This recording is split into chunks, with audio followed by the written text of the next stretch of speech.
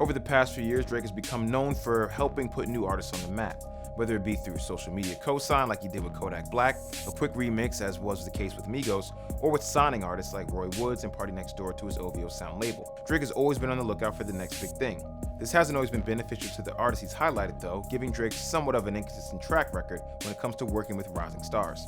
1985 was one half of the OVO Sound duo division and the producer behind Drake's huge hits like Hotline Bling and One Dance. And during a new interview with Billboard, he revealed that Drake will be using his forthcoming More Life project to introduce new artists to the world. That's why he's trying to call it a playlist, because he has a bunch of people in the space hanging out. He's so aware of what everybody else is doing musically that he likes to introduce new music and new artists to the rest of the world. After announcing the project, which Drake himself described as a playlist, Drake debuted a remix of South London rapper Dave's Wanna Know and released 21 Savage's Hit Sneakin'. We got London on the track. This is all God's doing, man, you can't plan it. But if the devil's in the details, then I'm satanic. It seems as if Drake is doubling down on his approach for more life, but do artists actually benefit when it comes to a Drake cosign? Speaking with Rolling Stone in 2015, The Weeknd said he gave up almost half of his album for Drake's Take Care, explaining, "I was hungry. I was like, dude, take anything." Even though Drake helped shine the light on The Weeknd early on, it does raise the question of whether Drake is putting people on to give them a genuine shot, or whether he's just capitalizing off of the ideas of rising artists. In 2015, Drake caused a stir when he premiered Hotline Bling on his OVO Sound radio show on Beats One. The Beats One Twitter account initially called the track a remix of Drum's track Cha Cha during the premiere.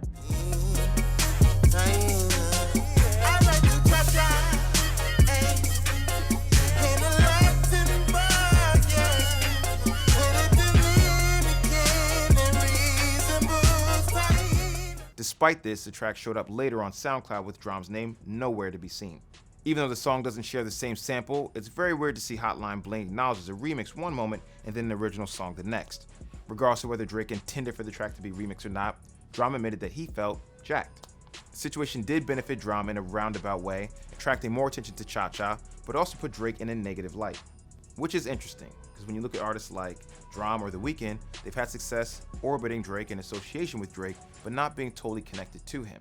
On the other end of the spectrum is Party Next Door, who is indeed connected to Drake. He's signed to OVO. His success seems to be funneled through Drake, with Drake having most of the shining moments, while Party seems to try to find his way.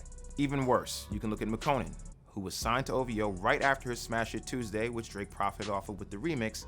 Since then, he hasn't made a hit as big, and he's no longer signed to the label. So for me, the idea of More Life being a platform to get new artists, I'm not totally sold. He has OVO Sound Radio, which for me as a listener, I learn about new artists.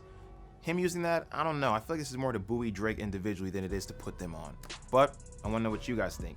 Does a Drake cosign really do that much for an artist, or is Drake simply using these artists for his own benefit?